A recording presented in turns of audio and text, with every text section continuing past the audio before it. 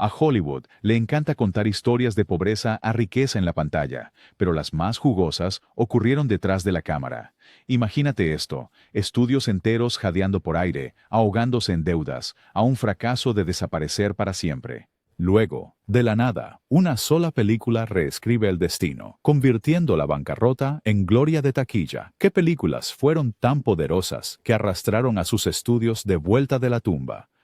Quédate, porque las respuestas no son solo historia, son prueba de que un éxito puede cambiarlo todo. El cantante de jazz, 1927, Warner Brothers, estaba prácticamente en soporte vital en 1927.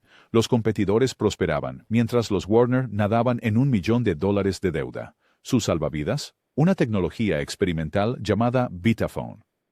Todos se rieron de ellos. ¿Quién querría películas habladas cuando las películas mudas habían reinado supremas? Pero los hermanos hipotecaron su futuro en El cantante de jazz, una película parcialmente hablada, protagonizada por Al Jolson, cuando se inclinó hacia la cámara y cantó. Aún no has oído nada. El público no solo estaba emocionado, estaban presenciando una revolución. Esto no era solo otra película. Fue una detonación nuclear en medio de la era del cine mudo de Hollywood. Los hermanos Warner invirtieron dinero en equipar los cines para el sonido, apostando por un futuro en el que nadie más creía. Los críticos pensaban que estaban locos, pero cuando se estrenó The Jazz Singer, el público hizo fila alrededor de las manzanas para experimentar música y diálogo sincronizados por primera vez. La película recaudó más de $3.5 millones. Millones, suficiente para eliminar deudas y empujar a Warner Brothers al frente de la industria. En menos de 2 años, las películas mudas estaban esencialmente extintas y todos los estudios competían por ponerse al día. Warner Brothers no solo se salvó, se convirtieron en pioneros, definiendo la próxima era de Hollywood. Imagina arriesgarlo todo en un truco que nadie quería y accidentalmente inventar el futuro. Ese es El cantante de jazz, Blancanieves y los 7 enanitos, 1937. A mediados de la década de 1930, Walt Disney ya había revolucionado la animación con Mickey Mouse y sus cortometrajes, pero las finanzas del estudio eran muy frágiles. Entonces, Disney anunció su apuesta más arriesgada, un largometraje animado. Los expertos de la industria se burlaron, llamándolo la locura de Disney. ¿Quién en su sano juicio se sentaría a ver 1 hora y media de dibujos animados? A medida que el dinero se evaporaba, Disney hipotecó su propia casa solo para mantener la producción viva. La cámara multiplano, una máquina que daba a sus dibujos una profundidad increíble, consumía aún más dinero. Los animadores trabajaban hasta el agotamiento, a veces durmiendo en sus escritorios. El escepticismo alcanzó un punto álgido, pero Disney siguió adelante. Cuando Blancanieves y los 7 enanitos se estrenó en diciembre de 1937, Hollywood quedó asombrado. No solo el público la vio, sino que la adoró. La película recaudó más de $8 millones durante la Gran Depresión, convirtiéndose instantáneamente en la película más taquillera de la historia en ese momento. Ese dinero construyó el nuevo estudio de Disney en Burbank, transformando una tienda de dibujos animados en apuros en un imperio global. Pero más importante aún, demostró que las películas animadas podían competir de igual a igual con los éxitos de taquilla de acción real. Sin Blancanieves, Disney podría haber desaparecido en los libros de historia como un soñador que fracasó. En cambio, abrió un camino completamente nuevo para el cine. King Kong, 1933. RKO estaba al borde de la quiebra durante la Gran Depresión. La asistencia había disminuido, las deudas se acumulaban y el estudio necesitaba un milagro. Entra un simio gigante. King Kong no solo era ambicioso, era temerario. La animación en stop motion de Willis O'Brien requería un esfuerzo meticuloso, con horas de trabajo produciendo solo segundos de metraje. El presupuesto se disparó y los ejecutivos entraron en pánico. Si esta bestia peluda fracasaba, RKO estaría acabado. Pero el equipo de producción convirtió la desesperación en innovación. Reciclaron escenarios de otra película, usaron trucos salvajes para provocar reacciones reales, como el director Merian C. Cooper supuestamente disparando armas en el set para asustar a Fay Wray, y trabajaron sin descanso para lograrlo. Cuando King Kong finalmente llegó a los cines en 1933, la apuesta dio frutos más allá de lo imaginable. El público nunca había visto algo así. Rascacielos, monstruos y un simio gigante luchando contra aviones en la cima del Empire State Building. La película recaudó más de $4 millones y por sí sola rescató a RKO del borde del abismo. Más que solo salvar al estudio, King Kong dio Nas Shi So. Nacimiento de la película de monstruos moderna, inspirando a generaciones de cineastas y lanzando décadas de películas de criaturas. Sin el rugido de Kong, RKO podría haber sido otra víctima de la era de la depresión. En cambio, el gran simio los llevó sobre sus hombros hacia la supervivencia. Lo que el viento se llevó, 1939. David O. Selznick tenía una visión y una montaña de deudas. Su estudio independiente se estaba derrumbando bajo la presión financiera cuando invirtió hasta el último dólar, y más, en Lo que el viento se llevó. La escala era descomunal. Los decorados se quemaron hasta las cenizas para la secuencia del incendio de Atlanta. Miles de extras invadieron los campos de batalla y reescrituras interminables que inflaron los costos. Selznick incluso hipotecó su propia mansión para mantener las cámaras rodando. El casting de Scarlett O'Hara se volvió legendario. Después de probar a más de 1,500 actrices, Selznick tomó una decisión de último minuto con Vivien Leigh, una decisión que cambió la historia del cine. Para cuando la película se estrenó en diciembre de 1939, Hollywood era escéptico de que esta producción inflada pudiera recuperar su asombroso presupuesto de $4 millones.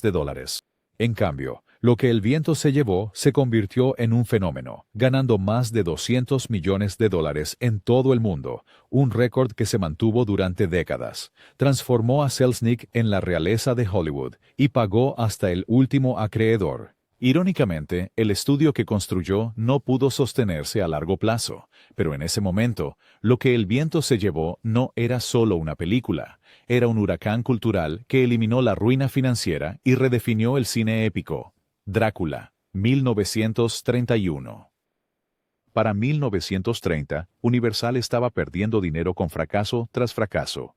La dirección del estudio apostó por una historia de terror gótico que parecía casi demasiado extraña para un público de la era de la depresión ya agobiado por la dura realidad. Elegir a Bela Lugosi, un actor con un fuerte acento y estilo teatral, fue otro riesgo.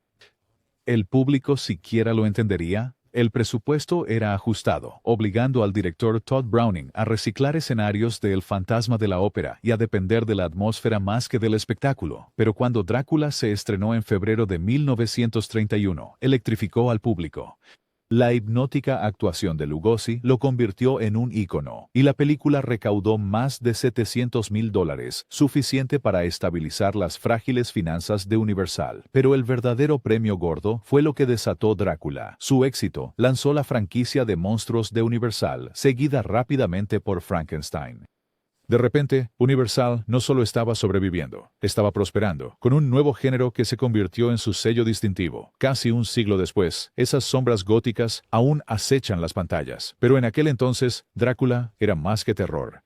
Fue la resurrección de Universal, She Done Him Wrong, 1933. Para 1933, Paramount estaba literalmente en el tribunal de bancarrota. Los acreedores rondaban como buitres, y el estudio solo tenía una carta por jugar: Mae West. Ya había conquistado Broadway con su ingenio descarado, pero Hollywood no estaba seguro de si el público aceptaría su personalidad descomunal. La película fue adaptada de su obra, Diamond Lil, retitulada She Done Him Wrong, un título lo suficientemente sugestivo como para levantar cejas y atraer a los curiosos. La producción duró solo 18 días, en parte porque Paramount no podía permitirse un retraso. West reescribía su propio diálogo a diario, añadiendo dobles sentidos que caminaban al filo de la censura. Los ejecutivos del estudio estaban aterrados de que sus líneas los hundieran más, pero West estaba confiada. El público se lo comerá como helado, bromeó, y tenía razón. Cuando se estrenó la película, el público hizo fila para ver algo atrevido, divertido y rebelde. Generó más de $2 millones en ganancias casi instantáneamente, una cifra astronómica para la era de la depresión. La caída financiera de Paramount se desaceleró, dando al estudio un respiro para reorganizarse. Mae West se convirtió en la mujer mejor pagada de Hollywood, y Paramount tenía a su reina de la controversia. Sin esta comedia atrevida, Paramount podría haber sido desmantelado por completo. En cambio, She Done Him Wrong demostró que romper límites podía ser rentable, y a veces, salvar un estudio significó dejar que una mujer dijera exactamente lo que quería. La Diligencia, 1939. A finales de la década de 1930, United Artists parecía que iba a colapsar bajo el peso de proyectos de prestigio fallidos. Se suponía que era el estudio de los artistas fundado por gigantes como Chaplin y Fairbury. bancos. Pero los números no mentían. Estaba en quiebra. John Ford entró con una idea que la mayoría de los ejecutivos consideraban risible: revivir el western. En ese momento, los westerns eran material de relleno de ganga, no material de prestigio. Ford tenía un as bajo la manga: John Wayne. En este punto, Wayne no era una estrella. Era un vaquero de películas de serie B. Elegirlo como el Ringo Kid parecía un suicidio financiero. Añadir el costoso rodaje en locaciones en Monument Valley y United Artists parecía estar loco por aceptar. Luego, la diligencia llegó a los cines. Ford no solo hizo un western, reinventó el género. Personajes complejos, paisajes impresionantes y acción tensa transformaron la fórmula del tiroteo polvoriento en arte elevado.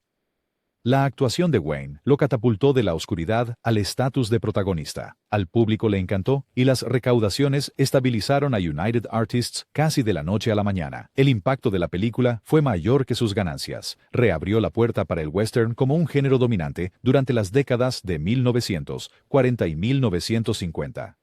Para United Artists, fue la prueba de que el riesgo y el arte podían salvar el día. Sin Stagecoach, Wayne podría haber permanecido en el purgatorio de películas de serie B, y United Artists podría haber cerrado. Ben-Hur, 1959. A finales de los años 50, MGM se estaba hundiendo. Su era dorada había pasado, las deudas se acumulaban y el estudio estaba desesperado por un éxito de taquilla. Ben-Hur fue ese Hail Mary. Pero tuvo un costo enorme, con un presupuesto récord de $15 millones. Fue la película más cara jamás intentada en ese momento. Un fracaso y MGM se uniría al cementerio de Hollywood. La producción fue épica en todos los sentidos. Construida en 65 acres de escenarios en Roma, contó con más de 10,000 extras y 18 enormes platós. La joya de la corona fue la carrera de cuadrigas, filmada durante 3 meses en una réplica a escala completa del Circo Máximo. Charlton Heston lideró la carga, pero ni siquiera su estrellato garantizaba justificar el costo. Los ejecutivos susurraban nerviosamente sobre la posibilidad de que el público rechazara un espectáculo tan anticuado. No lo hicieron. Ben-Hur se convirtió en un terremoto cultural. Ganó más de $74 millones a nivel nacional, rompió récords de taquilla y arrasó con 11 premios de la Academia, un récord que aún comparte. Los temores de bancarrota de MGM se desvanecieron y la película reavivó la tendencia de las grandes epopeyas históricas durante la década de 1960. Más que una película, Ben-Hur fue la resurrección de MGM. Le mostró a Hollywood que a veces gastar una cantidad insana de dinero en una apuesta podía valer la pena, y cuando lo hizo, pagó en oro. Espartaco, 1960. A finales de la década de 1950, Universal estaba en serios aprietos, buscando un éxito de prestigio para restaurar su credibilidad y finanzas. Entra Kirk Douglas, quien no solo protagonizó Espartaco, sino que también tomó el control del proyecto. En contra de los deseos del estudio, contrató al guionista vetado Dalton Trumbo y le dio crédito completo, una decisión que arriesgaba un escándalo durante el apogeo de la paranoia política de Hollywood. La apuesta no terminó ahí. Espartaco costó la asombrosa suma de $12 millones, con elaborados escenarios romanos, vastas escenas de batalla y un elenco de miles. Douglas chocaba constantemente con el joven director Stanley Kubrick, lo que tensaba aún más la producción. Los ejecutivos de Universal entraron en pánico cuando los costos se dispararon, convencidos de que era otro pozo sin fondo. Pero cuando la película se estrenó en octubre de 1960, silenció tanto a críticos como a audiencias. Recaudó más de $60 millones en todo el mundo, estabilizando las finanzas inestables de Universal. Más allá del dinero, la postura desafiante de Douglas contra la lista negra transformó el panorama moral de Hollywood, demostrando que una película podía ser tanto un éxito financiero como políticamente atrevida. Spartacus no solo salvó un estudio, sino que ayudó a redefinirlo como un hogar para el cine audaz y ambicioso. Universal ya no tambaleaba al borde del colapso. Estaba de vuelta en la lucha, empuñando tanto el beneficio como el principio. The Sound of Music, 1965. Fox había sido devastado por el desastre conocido como Cleopatra. Esa producción inflada casi llevó al estudio a la bancarrota, dejándolo a un fracaso de colapsar. En 1965 depositaron sus esperanzas en un musical de Rodgers y Hammerstein. La novicia rebelde era encantadora, claro, pero después de varios fracasos musicales recientes, los conocedores dudaban que pudiera sacar a Fox de la ruina. Pero los 7 actores infantiles necesitaban entrenamiento interminable, causando retrasos. Christopher Plummer, el protagonista masculino, desestimó abiertamente el proyecto como cursi. Incluso los ejecutivos no estaban seguros de si estaban filmando una salvación o un desastre. Luego llegó la noche del estreno. Al público no solo le gustó La novicia rebelde, sino que la adoró. La película se convirtió en un fenómeno global, recaudando más de $286 millones en todo el mundo. Se convirtió en la película más taquillera de su época y, por sí sola, reconstruyó las finanzas de Fox. Es más, la huella cultural de la película fue enorme, abarcando generaciones con reestrenos, emisiones y video casero. Para Fox, The Sound of Music no fue solo un éxito, fue un salvavidas. Sin esas colinas alpinas y Julie Andrews girando bajo el sol, Fox podría haber colapsado por completo. En cambio, se abrió camino en la historia cantando. Star Wars 1977. A mediados de los años 70, la 20th Century Fox tambaleaba de nuevo. Sus días de gloria se habían desvanecido y las películas recientes no habían generado las ganancias necesarias para estabilizar sus finanzas inestables. Entonces llegó George Lucas, un joven director obsesionado con la fantasía espacial. Los ejecutivos del estudio no sabían qué pensar de Star Wars. El guión sonaba como un cómic infantil, los efectos no estaban probados y los retrasos en la producción seguían acumulándose.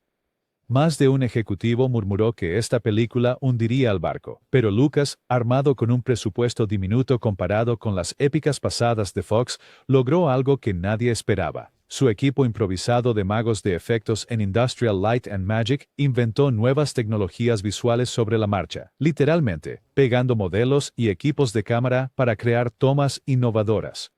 Los actores bromeaban sobre los diálogos torpes, pero la mezcla de aventura de capa y espada, mito y espectáculo innovador funcionó de maneras que ni siquiera Lucas pudo prever.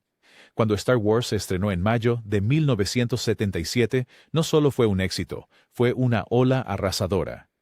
El público regresó una y otra vez, llevándola más allá de Tiburón, como la película más taquillera de la historia. El precio de las acciones de Fox se duplicó. Los derechos de comercialización, que el estudio había despreciado, se convirtieron en un imperio propio. Sin Star Wars, Fox podría haber seguido como una reliquia en decadencia. Con ello, Irrumpieron en la estratosfera de los éxitos de taquilla modernos. Rocky, 1976. United Artists estaba luchando en los años 1970, buscando un éxito que demostrara que aún podía competir con los grandes. La respuesta vino en forma de un guión de desvalido, escrito por un actor desconocido, Sylvester Stallone. El estudio no estaba convencido, pero Stallone se negó a vender la historia, a menos que él protagonizara. UA se arriesgó, apostando por un presupuesto de $1 millón para un drama de boxeo sin nombres establecidos. La producción fue rudimentaria hasta la médula. Usaron cámaras de mano, filmación estilo guerrilla en las calles de Filadelfia, e incluso alquilaron extras por centavos para llenar las escenas de la multitud en el boxeo. Stallone puso su alma en el papel de Rocky Balboa, un personaje cuya historia reflejaba la suya propia, un don nadie luchando por una oportunidad. Cuando la película llegó a los cines en 1976, el público se vio reflejado en Rocky. Se convirtió en un éxito arrollador, recaudando más de $225 millones en todo el mundo. La pequeña película en la que nadie creía ganó el premio a la mejor película en los Oscar y transformó a Stallone en una estrella. Más importante aún, le dio a United Artists un segundo aire financiero. Rocky no era solo una película, era una metáfora para el estudio mismo. Ambos eran desvalidos, descartados por los escépticos, pero ambos salieron peleando. Y al igual que el semental italiano, UA dio un golpe de knockout cuando más importaba. Fiebre del sábado por la noche, 1977. Paramount había estado tambaleándose a mediados de los años 70, luchando por captar el mercado juvenil, mientras el público se volcaba a la televisión y la música para sus emociones. Luego, un guión impulsado por el disco llegó a su escritorio. Fiebre del sábado por la noche sonaba arriesgado. ¿Podría una película sobre disco, protagonizada por el actor de televisión John Travolta, realmente salvar a un estudio en problemas financieros? La producción fue modesta, pero su energía era eléctrica. Travolta se entregó al papel de Tony Manero, un chico de Brooklyn que escapaba de la monotonía de la vida en la pista de baile. Añade la banda sonora de los Bee Gees, un álbum que se volvió tan legendario como la película, y, de repente, Paramount tuvo un fenómeno cultural en sus manos. Cuando Fiebre de Sábado por la Noche se estrenó en diciembre de 1977, se convirtió en más que un éxito. Recaudó $237 millones en todo el mundo y revitalizó las finanzas de Paramount. La película no solo salvó al estudio, definió un momento cultural. La fiebre del disco se extendió por Estados Unidos y Paramount estaba en el centro de ello. La película le dio al estudio una enorme inyección de confianza y recursos, impulsando más éxitos a finales de los años 70 y principios de los años 80. Sin Tony Manero pavoneándose por esa calle de Brooklyn con su traje blanco, Paramount podría haber quedado atrás en el despiadado mercado de Hollywood. En cambio, bailaron de regreso a la cima. Tiburón, 1975. Universal Pictures. A mediados de los años 70, Universal necesitaba un éxito. Le entregaron las riendas a un joven Steven Spielberg para un thriller sobre un tiburón que aterroriza a un pueblo costero. La producción rápidamente se convirtió en un caos. Los tiburones mecánicos fallaron, el clima arruinó las filmaciones y los costos se dispararon mucho más allá del presupuesto. Los directivos del estudio temían enfrentarse a un desastre financiero, pero la necesidad forzó la genialidad. Spielberg ocultó al tiburón durante la mayor parte de la película, creando tensión a través de la sugerencia y la icónica banda sonora de John Williams. Lo que se suponía que era una debilidad se convirtió en la mayor fortaleza de la película. Cuando Tiburón finalmente llegó a las pantallas, en junio de 1975, aterrorizó al público y no podían tener suficiente. La película se convirtió en el primer verdadero éxito de taquilla del verano, recaudando más de $470 millones en todo el mundo. Las arcas de Universal se llenaron y el estudio pasó de estar inestable a dominante casi de la noche a la mañana. Tiburón no solo salvó a Universal, redefinió el modelo de negocio de Hollywood, demostrando que un thriller de estreno amplio, respaldado por un marketing inteligente, podía convertirse en un fenómeno cultural. Si Tiburón hubiera fracasado, Universal podría haber naufragado. En cambio, enseñó a los estudios cómo nadar en aguas de taquillazos. Y Spielberg, él se convirtió en el tiburón en el tanque, listo para dominar Hollywood durante décadas. Top Gun, 1986. Paramount Pictures. A principios de los años 80, Paramount estaba en otro bache. Los costos eran altos, los ingresos de taquilla inconsistentes, y el estudio necesitaba un mega éxito. Luego llegó Top Gun, un proyecto que combinaba aviones de combate, testosterona y el carisma deslumbrante de Tom Cruise. En papel, sonaba llamativo, pero superficial. En realidad, fue la inyección de adrenalina que Paramount necesitaba desesperadamente. La Marina de los Estados Unidos colaboró en la película, proporcionando acceso a portaaviones y aviones de combate reales. Las secuencias aéreas, capturadas con equipos de cámara innovadores, eran algo que el público no había visto antes. Cruise aún no era el ícono en el que se convertiría, pero Top Gun lo convirtió en una estrella de la noche a la mañana. Cuando se estrenó en 1986, la película recaudó $356 millones en todo el mundo. Los problemas financieros de Paramount se evaporaron cuando Top Gun se convirtió no solo en una película, sino en un movimiento de la cultura pop. La banda sonora vendió millones. Las gafas de sol de aviador volaron de las estanterías de las tiendas y el reclutamiento en la Marina se disparó. Para Paramount, Top Gun fue más que un éxito. Fue un fenómeno cultural que solidificó el lugar del estudio en la era de los éxitos de taquilla.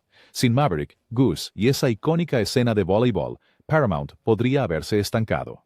En cambio, se elevaron más alto que nunca. La historia de Hollywood no se trata solo de arte, se trata de supervivencia. Estas 15 películas no solo entretuvieron, salvaron estudios enteros de la muerte financiera. Una apuesta audaz, una estrella revelación, una historia inolvidable pueden convertir la ruina en leyenda.